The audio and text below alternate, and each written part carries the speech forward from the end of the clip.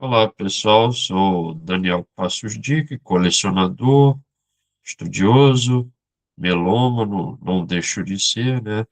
Colecionador de CDs clássicos, das obras dos grandes mestres, europeus, desde a Idade Média, do século XX, até compositores clássicos brasileiros. E na aula de hoje nós vamos falar das sonatas números 23, 24, 25, 26 e 27 de Beethoven. A sonata número 23, a Passionata, 24, 25 a 26, que é a Lea Die, e a número 27. Finalmente, vamos falar de uma das sonatas mais famosas de Beethoven, que é a sonata Op. 57, a Passionata de Beethoven. Os primeiros esboços da Passionata datam do período. Os primeiros esboços da Passionata datam do período em que Beethoven estava escrevendo sua ópera Leonora, posteriormente chamada Fidelio, e a Sinfonia Heróica. A ópera Leonora, que é uma abertura orquestral que deu origem à ópera Fidelio de Beethoven, a única ópera que ele escreveu em vida. Alguns conhecidos relataram que no ano de 1804, Beethoven tinha amplos esboços da sonata já em sua cabeça e tinha parcialmente escrita. Sua luta final com os esboços deve ter sido um tanto árdua, porque levou 2 anos para terminar a sonata.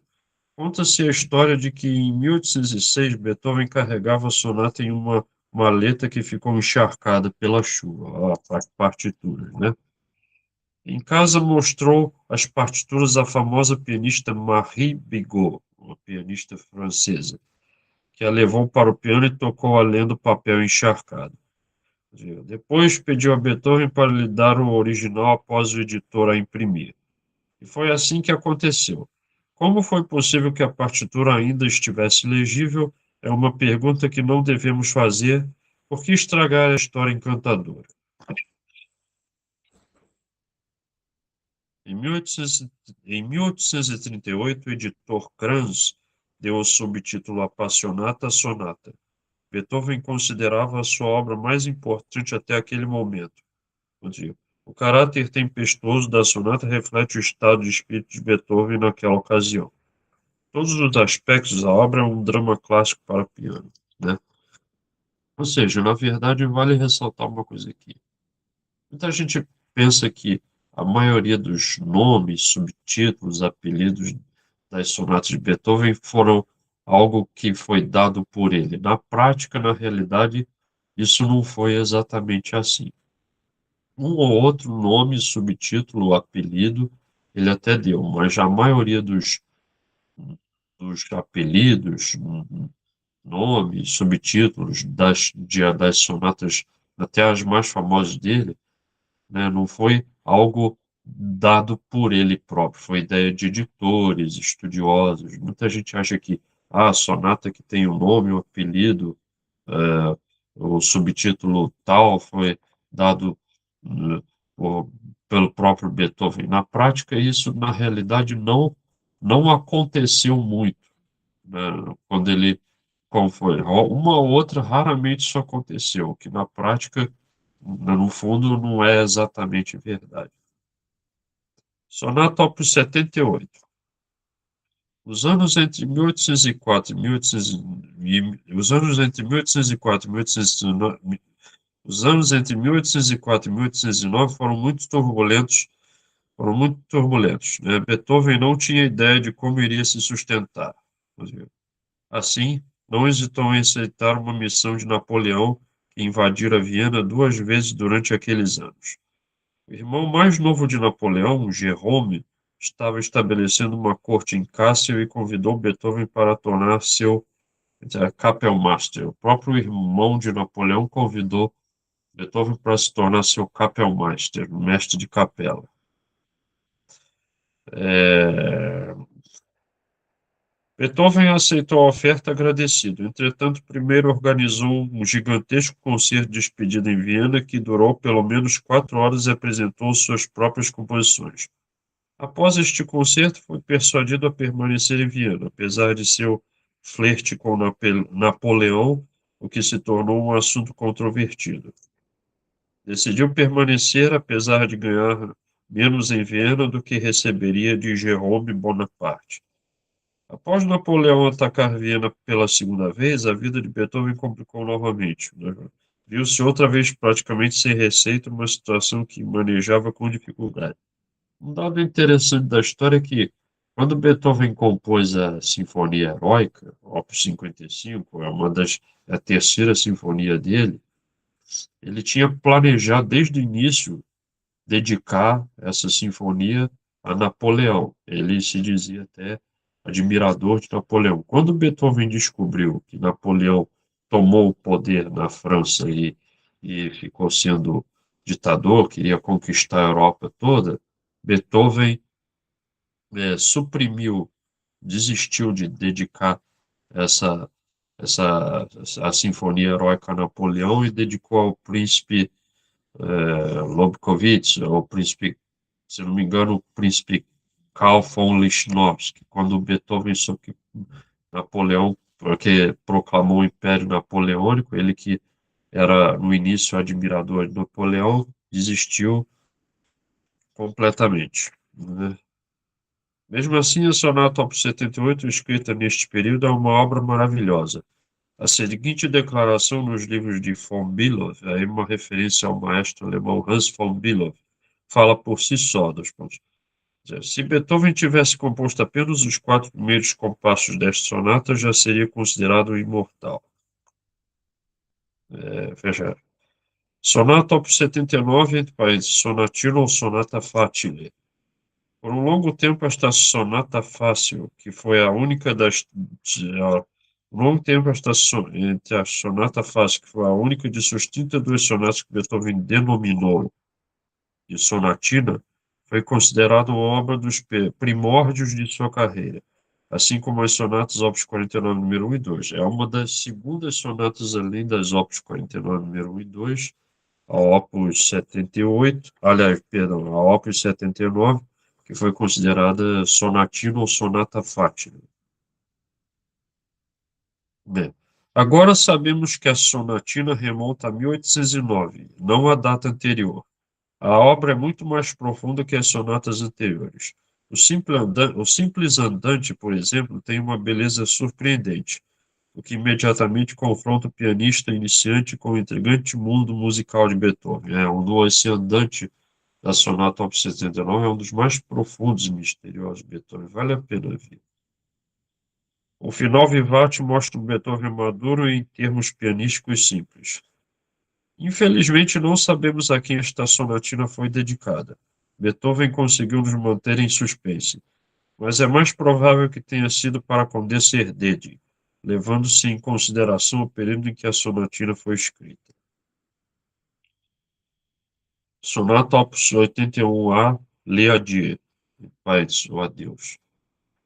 Sonata Op. 81A, Le Adieu, em francês, o Adeus. Esta sonata em Mi bemol maior é a única na qual o próprio Beethoven adicionou um, entre aspas, programa. O compositor queria saudar, em alemão, Lebewohl, o arquiduque Rudolf, aluno querido de Beethoven e benfeitor quando precisou procurar abrigo contra a investida de Napoleão. O arquiduque Rudolf é um dos nobres vienenses, patrocinador de Beethoven. Beethoven estava amedrontado por causa da tradução, impressa pelo seu editor Breitkopf und Härtel, em 1811. Breitkopf und Härtel.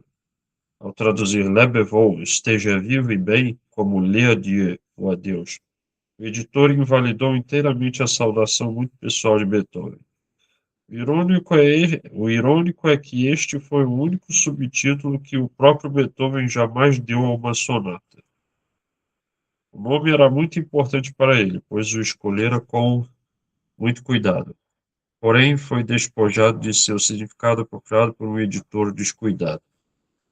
A sonata destaca-se pelo fato de que os elementos reconhecíveis, tais como o som dos cascos desaparecendo gradualmente, o desgosto e a reunião triunfante, não fazem o papel de partes subordinadas, mas estão completamente integradas no esquema musical.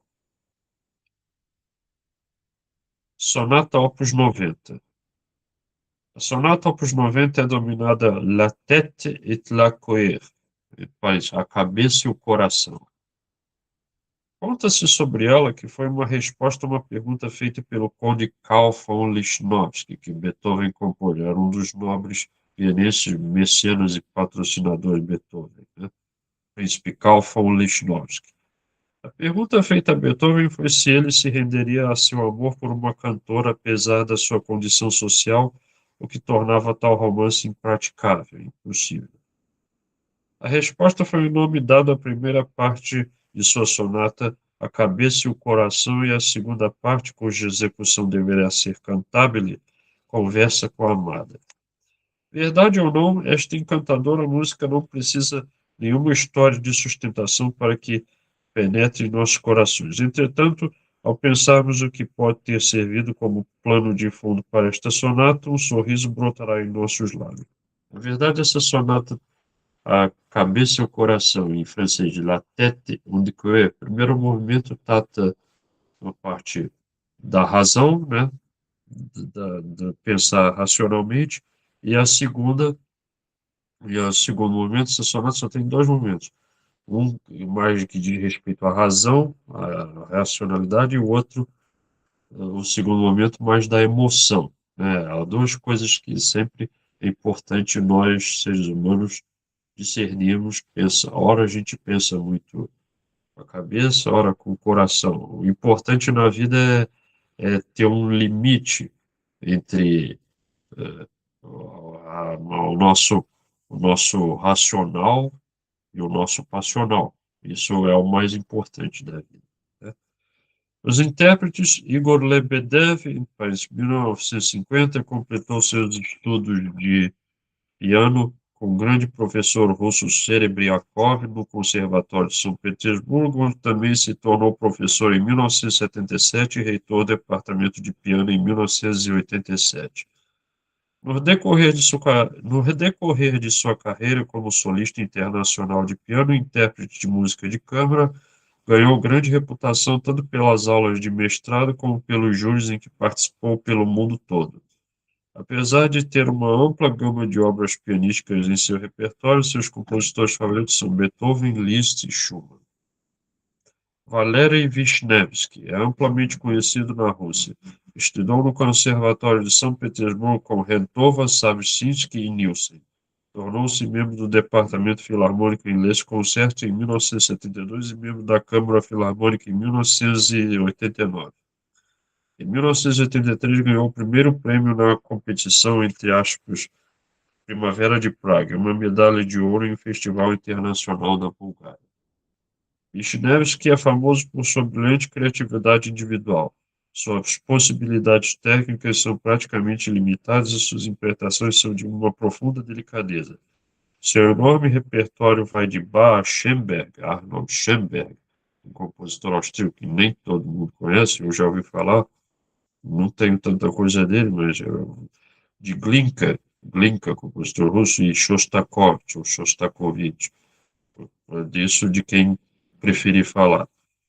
É um executante muito ativo tanto nacional como internacionalmente.